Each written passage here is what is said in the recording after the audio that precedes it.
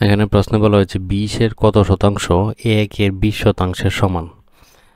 তাহলে আমরা ধরি 20-এর x% সমান দেয়া আছে 1-এর 20%।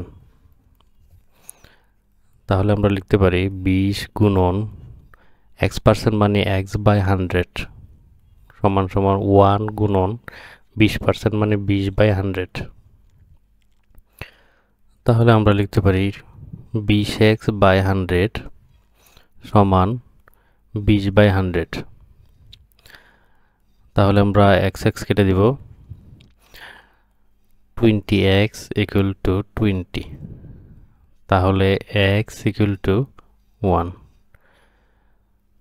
প্রশ্নে বলা হয়েছিল 20-এর কত শতাংশ, 20 তো আমরা ধরেছি 1 শতাংশ, মানে এটাই হবে আনসার।